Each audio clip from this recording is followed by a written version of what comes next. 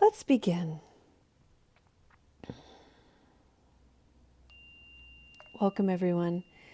This is Recovery Dharma. My name is Julia. I'm one of the facilitators of the Spokane Sangha. And I'd like to begin our practice today with a sticker. Actually, a sticker that I have created. It's called a token of mindfulness. And it is just a gentle reminder to bring into your mind and your body a bit of awareness of how you're stepping into your day, how you're stepping into your moment. And it's called the reverent approach. So the reverent approach is something I like to think about, especially when I'm getting in my car. And I just take a moment to pause and I just think about how can I drive, how can I allow myself to be carried into my day with a degree of reverence. And this is particularly helpful to me when I'm feeling stressed or hurried. It just enables me to slow down a little bit more and to activate that aspect of me, that inner knowing that can really sink into how precious my life is, how precious it is to be alive. And so it's upon that essence that I'd like to go ahead and begin our practice and remind everybody that for the month of May, we have been taking a deep dive exploring how to cultivate healthy boundaries. I call boundaries balaclohes. And the balaclohe is Gaelic and it means stone wall. And I really like this image because of a couple of reasons. One is I like the stone walls of Ireland that really act as borders, places to pause, where you have to sort of assess, how am I going to climb over the wall? How am I going to navigate the wall? Am I just going to stand at this wall? Some of these stone walls are very low lying. You can step right over them. Some of them have built-in stairs. Some of them have gates. Some of them you have to negotiate a little bit to navigate. There are so many different kinds of balaclohes, and when I think about the many different people, the many different situations that I have to feel boundaried, I want to be flexible in creating my borders. Boundaries are borders of understanding. I have always began this practice by creating a boundaried space for myself. Me somewhere surrounded by 4 walls. You could have as many walls as you want. I use 4 intentionally because my 4 walls, the boundary, the border that I'm looking at, the border that faces into my space, represents and symbolizes the 4 foundations of mindfulness. I can go to each one of these 4 walls as a gentle reminder to check in with my body. Am I breathing? Am I tense? And I'm not checking in with myself to judge or berate or even try to change how my body is. It's just to cultivate a degree of awareness and know that however my body is will dictate how I respond or react to a situation or a person.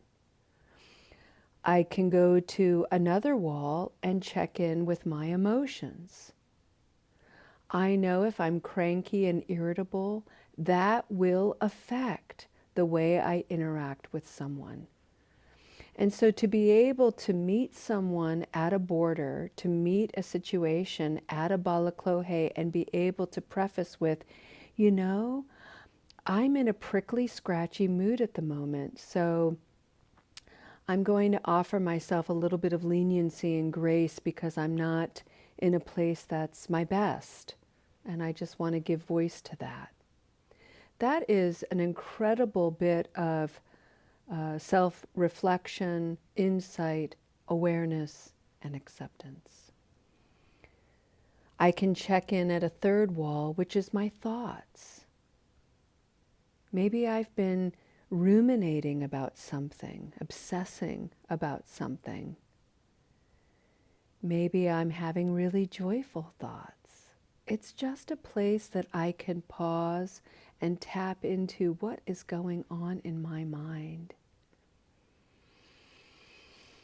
And the last wall is something called mental perceptions, mental formations. I like to call it stories.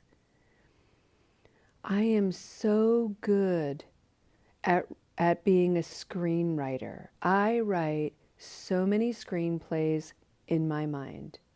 I script it, I create the whole setting. I'm going to say this, they're going to say that, and it's completely a figment of my imagination. And what's amazing is how I can just run with it and create realities based on it. So when I come to the wall, the border of understanding that says, whoa, Julia, darling, this might be a story you're concocting. Can we take a minute to look deeply? So these 4 foundations of mindfulness create my space that I have bordered around myself. It's beautiful, it's protected. My awareness, my insight, my self-acceptance is such an incredible place of strength and empowerment. And this enables me to approach the wall and interact with all kinds of people in various situations. Yesterday, I brought forward, by being well boundaried within myself, I can approach a wall and interact with somebody I love and offer them loving kindness. I can also go to a wall and interact with somebody who I'm acquainted with, maybe a coworker, maybe a physician, somebody that I interact with regularly, but I don't actually know their whole story. And I can go to the wall that divides us, that connects us also, and I can bear witness to what's going on in their space, and I can offer them loving kindness. I can also go to a wall that borders and connects with someone I don't know at all. The minute I interact with a stranger, we have a border between us. We have a bridge that connects our hearts. It separates us, but it also allows us to connect because it creates some neutrality, which is the space to garner and gain understanding. I can look at what's happening in their space, see them clearly, offer them loving kindness. From the sanctity of my own bordered space, I can also interact with someone who really challenges me. Somebody who, as Morpheus from the Matrix, acts like a splinter in my mind. Somebody who I find toxic and would rather avoid. Somebody whose little seed of goodness is so buried under layers of negativity and toxicity that I forget they have a Buddha nature. I forget that they have a seed of goodness. It's so hard to see. But when I'm well bordered, when I'm well boundaried, I remember, just like me, everybody has the capacity to be toxic, and everybody has the capacity for enormous goodness. I am trying to cultivate the limitless quality of loving kindness. So I want to be able to offer this person who challenges me loving kindness.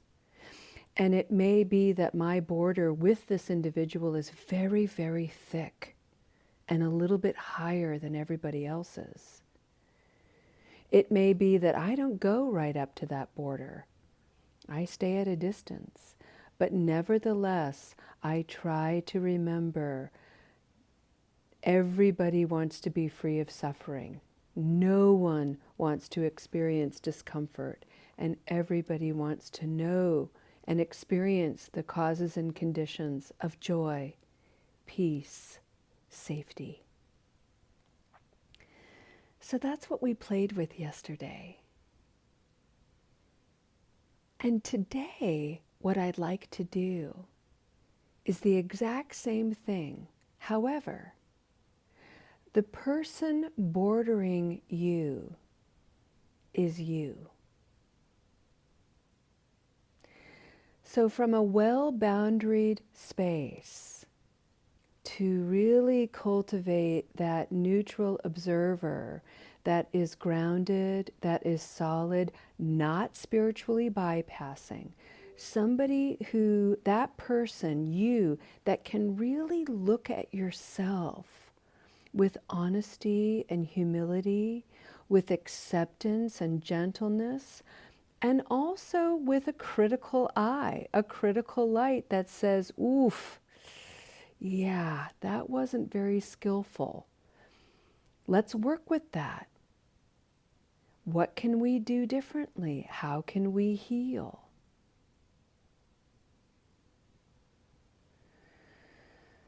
My motivation for bringing this all forward, friends, is because we are here to heal.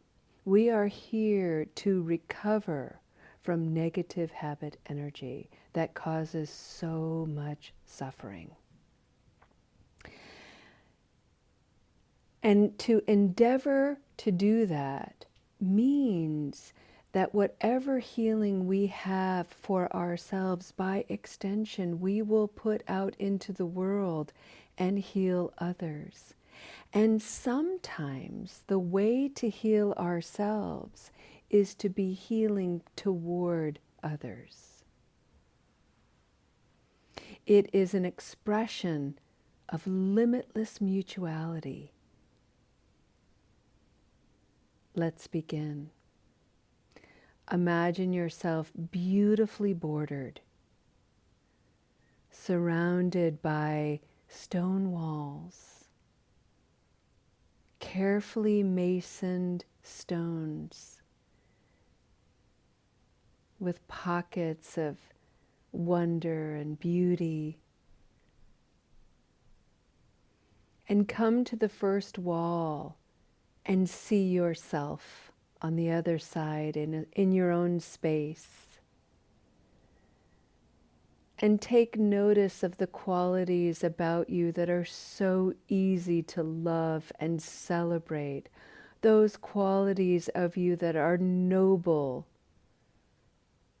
kind, compassionate, thoughtful, intelligent, intuitive, creative, playful. You have them. They are there. It's part of being human.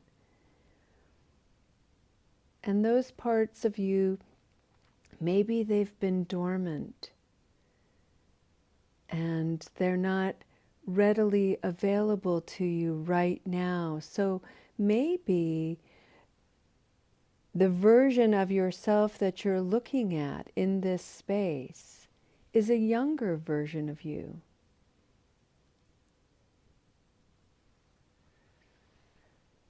See what comes forward if you place yourself as a child.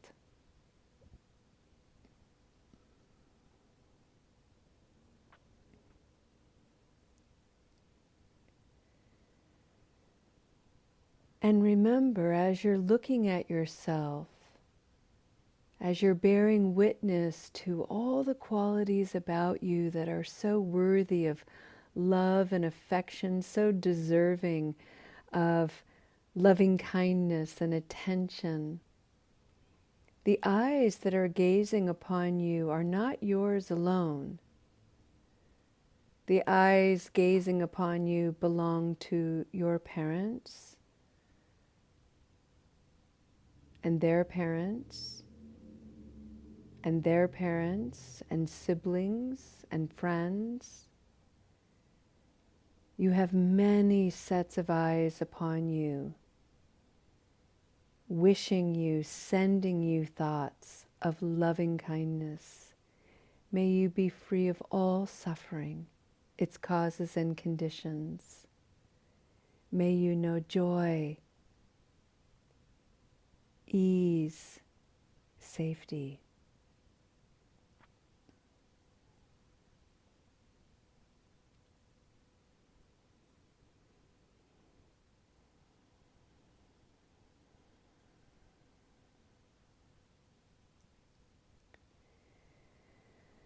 Go to a different wall and take a look at yourself who is more of an acquaintance to you. Some aspect of you, some persona of you that maybe you're just getting to know. Some part of you that's maturing and changing. Are there any qualities that leap out at you that are getting your attention? Maybe some qualities that you're quick to judge negatively. One of the things that I'm working on personally is I have a habit energy of avoiding things that I've convinced myself I can't understand. I have some story in my head from years ago that leads me to believe that I'm not very smart. And so when I have to confront things that are challenging, my initial reaction to it is to avoid it.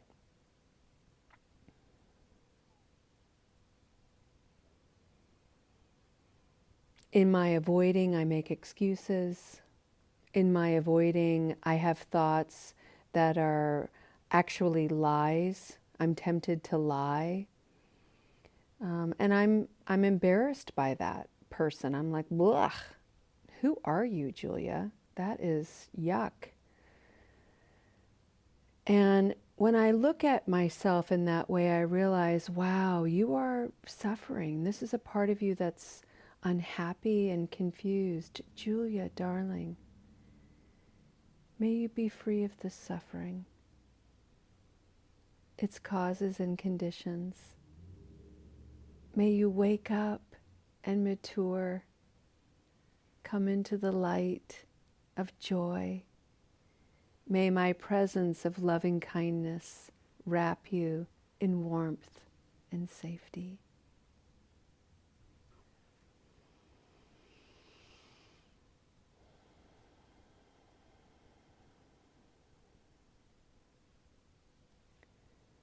I come to the wall and I look at myself who's a stranger to me.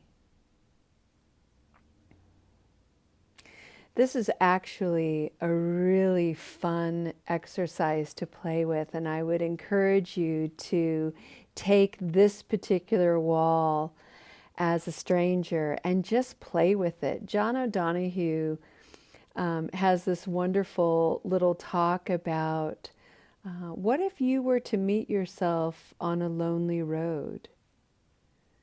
You know, are you somebody that you'd want to hang out with?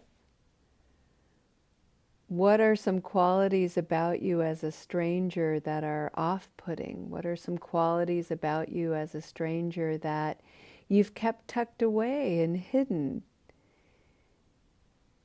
Can you knock on the door of this stranger and maybe have a sneaky peek, look inside, see what's going on there with curiosity and friendliness?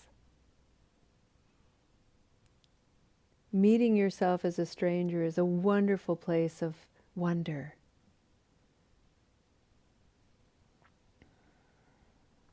the stranger that is you, wants to be free of any suffering, its causes and conditions. Hello, stranger that is me. I offer you my presence of loving kindness.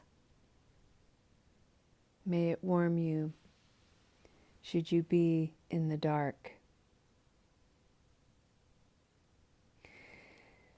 And then finally, we go to the wall and we take a look at ourselves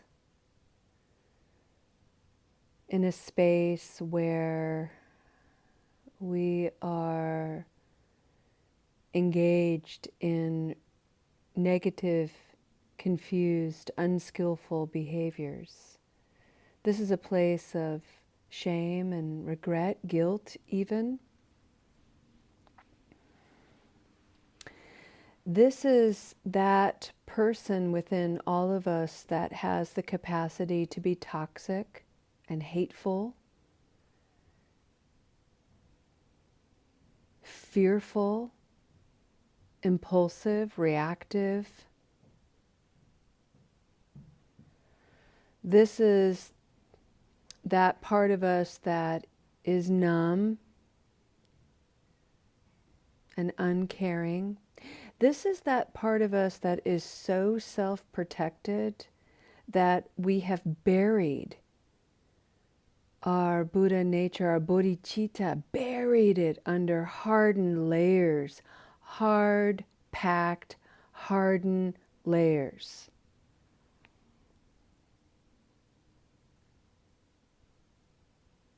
It must be so painful to be in that space.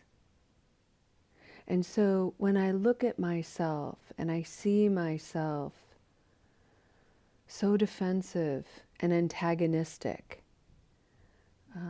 that insecure part of me that gets really righteous and incredulous, that part of me that is always having to prove herself, she is suffering and confused and has lost her solidity. And what's ironic about her, about myself, when I view myself in that space, is she presents this attitude of being really strong and rebellious, when in fact she's standing on shifting sands. I can see her wobbling. I can feel it, because she is me.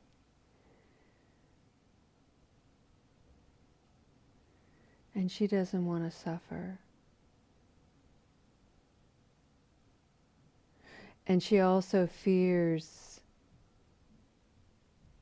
what it would be like to not suffer, to be in a different space. This space of discomfort and negativity, it's familiar, it's known. The unknown feels kind of weak and vulnerable and scary. She is hardened because when she in the past has revealed her vulnerabilities, she unfortunately wasn't able to discern properly who she could trust with those vulnerabilities, so she was hurt. So no wonder she's hardened. But I, watching her, am in a place of solidity and empowerment. I am in a place of self-awareness and acceptance. So I can look at her, myself, and say, golly, Julia, I see you suffering. I see you confused. I see you so hardened. The light of your goodness is but a flicker, but it is there.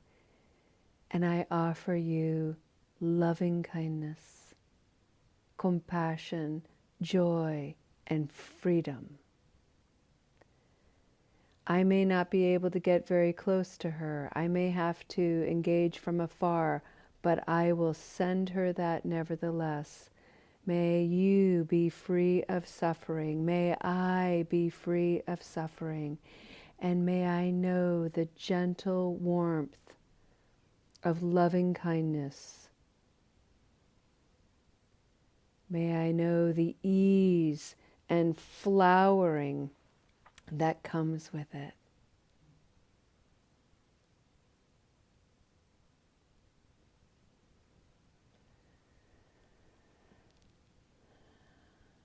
And as we end our practice today, I just would like to extend my gratitude for allowing me to share this practice with you all as we return to our space, our bordered, beautiful space, and turn an inward gaze and acknowledge that to make the effort to ease our own suffering is a courageous act. And to extend that ease out toward those aspects of ourselves still confused and aching. It is an extension, it is a way of sistering our friends and our family, our communities and nations. It is a way to wrap the world with an intention of being loving and kind, of being present in a way that brings light to the darkest, most haunted places.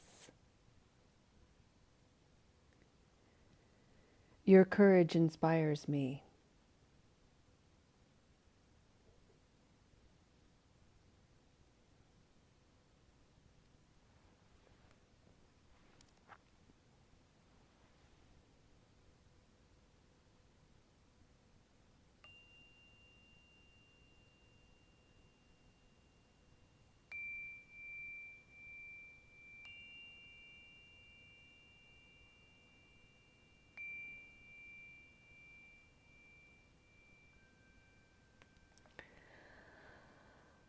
Alrighty, friends.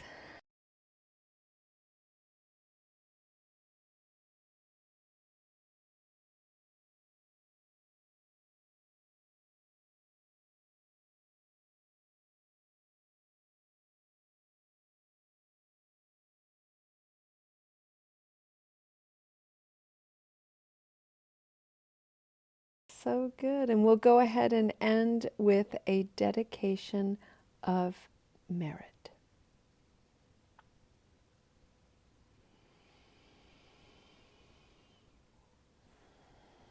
I just invite you to turn a very gentle gaze inward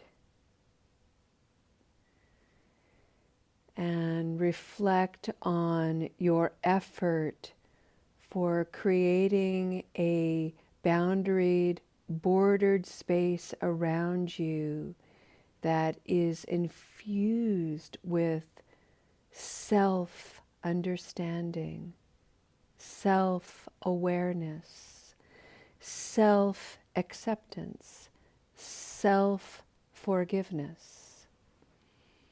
What a solid place upon which to stand and practice. What a solid place from which to broadcast the ways loving kindness lives and is alive in you. What an impeccable, beautiful place to share with the world the legacy of your ancestors, which we are taking time to remember this weekend. What a beautiful way to keep the gift of the Buddha alive as you. Thank you for your beautiful practice. Thank you for sharing in this moment of refuge and sanctuary. I wish for you a wonderful weekend, and we'll see you next time. Namaste.